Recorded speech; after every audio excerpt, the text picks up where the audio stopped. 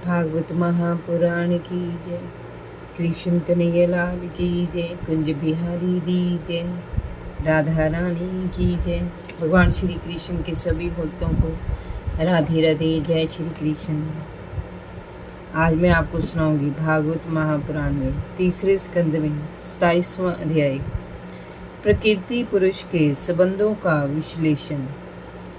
भगवान कपिल ने कहा, माते, जल में सूर्य के प्रतिबिंब के साथ जल की शीतलता, चंचलता और आर्द्रता का कोई संबंध नहीं होता। उसी प्रकार प्रकृति के कार्य रूप शरीर में स्थित रहने पर भी आत्मा रूपी पुरुष वास्तव में उसके सुख दुख के साथ लिप्त नहीं होता, क्योंकि वह स्थान से निर्विकार, निर्गुण और ना करने वाला अकर्ता है।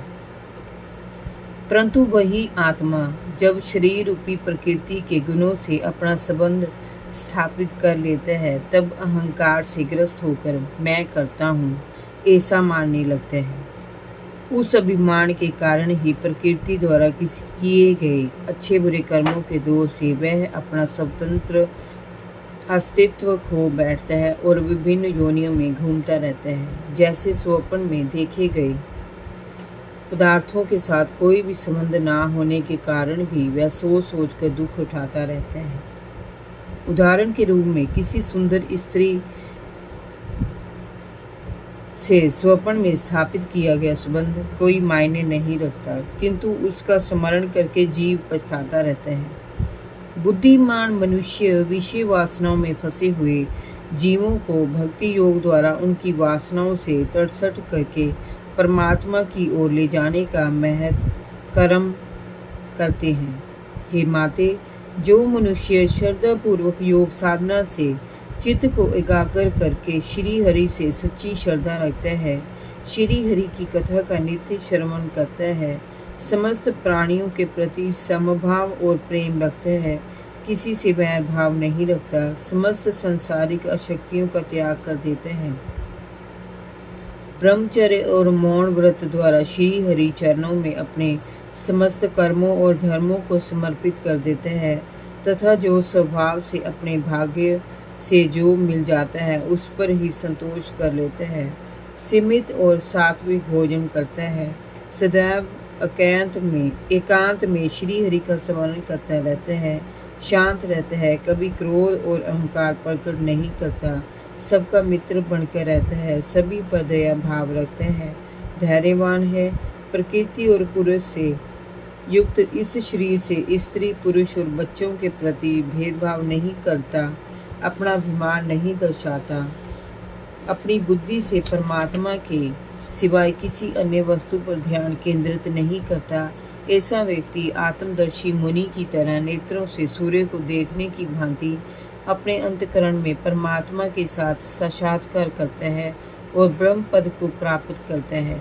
किंतु जो लोग विषय वासनाओं में पड़कर इस शरीर रूपी प्रकृति में ही रमे रहते हैं और अपने अहम में जीते हैं, वे कभी भी परमात्मा के आत्म स्वरूप को नहीं जान पाते और विविध दुखों को झेलते हुए विविध योनियों में भटकते रहते हैं।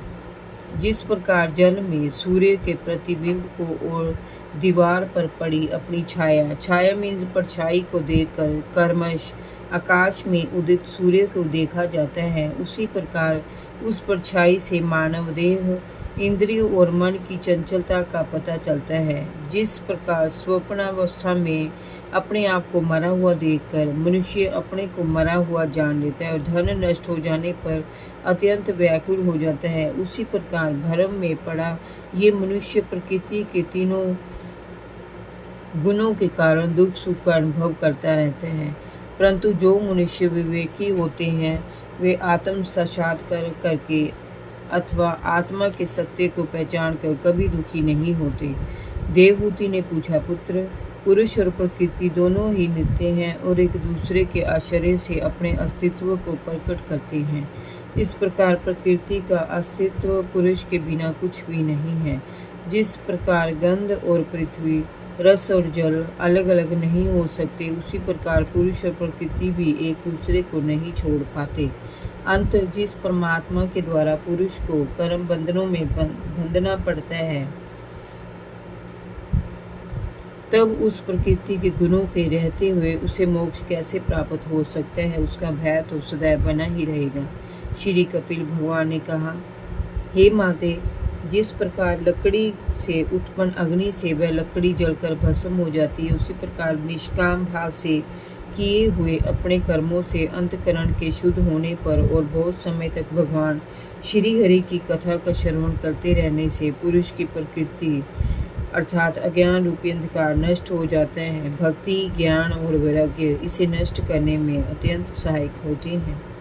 जो व्यक्ति नित्य प्रति अपने दोषों को देखकर उनका आकलन करता रहता है, ऐसा पुरुष संसारिक बंधनों से सर्वथ ही मुक्त हो जाता है और वह प्रकृति उसका कुछ नहीं बिगाड़ पाती।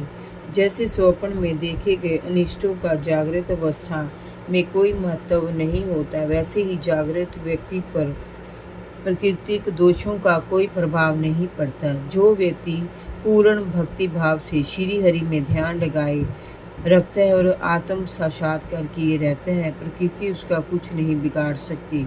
श्री हरि की कृपा के बिना तत्व ज्ञान की प्राप्ति नहीं हो सकती।